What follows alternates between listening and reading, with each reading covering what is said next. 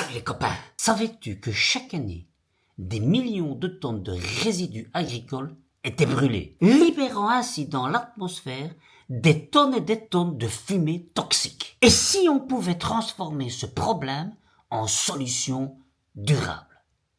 Hein? Ce serait pas mal, hein? Eh ben, c'est exactement ce qu'a fait Parminder Singh. Qui ça t'a dit? Parminder Singh. Alors, c'est un ingénieur originaire du Pendjab en Inde, qui a développé notamment une méthode innovante pour récupérer les résidus agricoles pour ne pas les faire brûler. Il est également le fondateur de l'entreprise AgroStum Management PVT Ltd, qui se consacre à la valorisation des déchets agricoles. Mais avant qu'on aille plus loin, n'oublie pas de t'abonner à la chaîne, rien ne se perd, ou presque. Tu cliques sur abonner, puis tu cliques sur la petite cloche, comme ça tu restes au courant avant tous les autres des nouvelles vidéos qu'il y aura ici, sur cette chaîne. T'as saisi? Quand la pollution devient une ressource. En Inde, après la récolte du riz, les agriculteurs ont l'habitude de brûler les chaumes pour libérer leurs champs rapidement. Résultat, un air irrespirable, des villes plongées dans le brouillard de la pollution et une catastrophe écologique à grande échelle. Et il y a un gars, il s'est dit, ça c'est plus possible. Et ce gars c'est qui? Tu l'as deviné?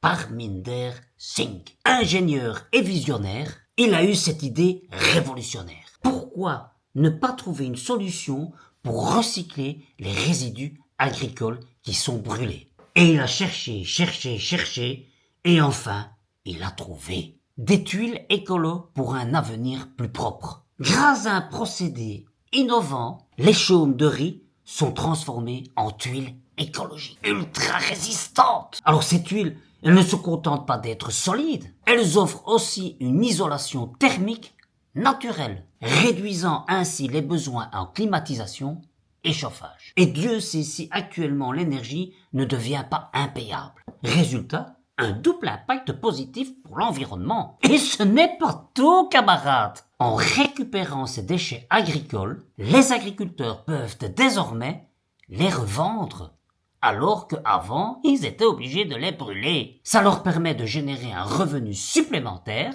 et permettre à l'économie circulaire de briller de toute sa splendeur. Alors pourquoi est-ce qu'on peut parler de révolution? Déjà, ça semble évident, hein? Moins de pollution, fini les nuages de fumée toxique dans les villes, bonjour l'air pur du coup. Ah ouais, ces tuiles permettent de réduire drastiquement l'impact sur l'environnement de tous ces résidus agricoles chaque année. Cela leur permet aussi d'avoir des maisons plus économes, puisque ces tuiles sont des isolants naturels qui permettent de réduire l'énergie utilisée à l'intérieur, que ce soit en été ou en hiver. En été, moins de climatisation, et en hiver, moins de chauffage. Ça permet également une économie locale renforcée. Les agriculteurs bénéficient d'un nouveau marché pour leurs déchets agricoles. Et en sachant que le revenu moyen d'un ménage d'agriculteurs est d'environ 12 à 13 000 roupies par mois, ce qui équivaut plus ou moins à 140 euros. Oui, t'as bien entendu, hein? 140 euros par mois pour un ménage. Et on peut s'estimer heureux parce que maintenant ils sont entre 12 et 13 000 roupies. Avant ils étaient vers 8 000 roupies. Et sachant que les dépenses moyennes du dit couple est plus ou moins de 4 200 roupies par personne, ce qui fait quand même 8 400 roupies pour un ménage, en sachant qu'à la base ils reçoivent 12 à 13 000 roupies, ça leur laisse pas beaucoup de marge. Hein. Alors est-ce que c'est suffisant pour vivre?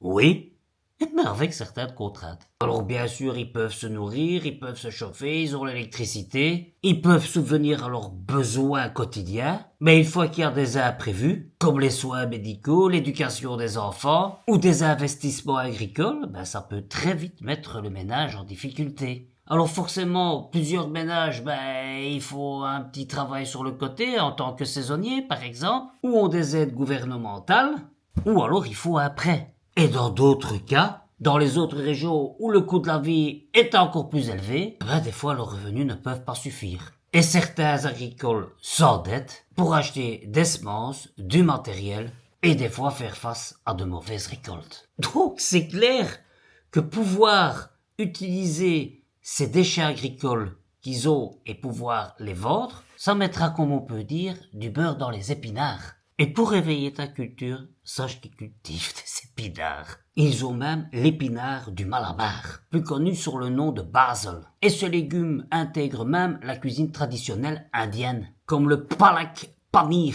pour les connaisseurs. Les fabricants de tuiles créent de l'emploi et les consommateurs profitent d'un produit durable et abordable. De plus, c'est un modèle exportable. Cette solution peut être appliquée partout, là où il y a des résidus agricoles qui sont gaspillés. Cela offre aussi une solution pour diminuer la pollution dans le monde. Et ça va permettre à une industrie de la construction mondiale à être plus durable. Bien sûr, actuellement, il y a encore des inconvénients et des défis à dépasser. Parce que bon, malgré que cette innovation soit prometteuse, elle n'est pas pour autant exempte de défis. Les coûts de production initiale actuellement sont élevés. Il y a toute une mise en place d'infrastructures qui seront nécessaires dans l'avenir. Il faudra donc des investissements pour permettre la fabrication de cette huile de l'avenir. Il faudra créer de nouvelles habitudes pour les agriculteurs. Les convaincre que leurs déchets peuvent se vendre au lieu de les brûler. Et ça, c'est pas facile parce que ça demande un changement de mentalité. Et cela devra certainement passer par des campagnes de sensibilisation accrues.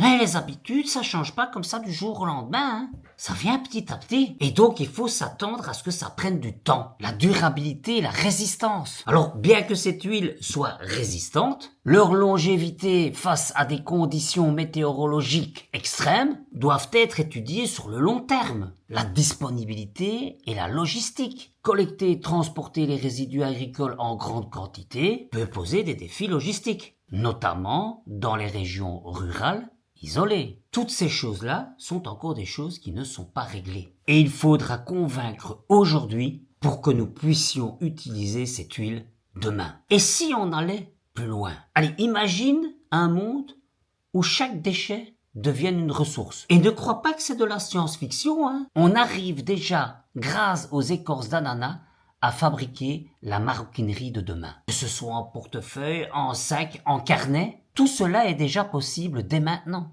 Alors pourquoi pas, après les tuiles écologiques, penser à la fabrication de meubles, de panneaux d'isolation, ou même des routes à partir de résidus agricoles. L'histoire de Parminder Singh nous prouve que tout est possible et que l'innovation peut naître d'un problème et se transformer en opportunité. Alors la prochaine fois que tu vois un champ après sa récolte, imagine tout ce qu'on pourrait faire plutôt que de réduire en cendres. Et comme disait mon grand-père, un brin de paille bien pensé vaut mieux qu'un grand nuage de fumée. Alors, et si tu veux en savoir plus sur cet article, n'hésite pas à me rejoindre sur Patreon. Tu auras tous les détails et même le lien de l'article. Je te mettrai tout ça en description ou en commentaire. Je te dis à très bientôt pour de nouvelles aventures.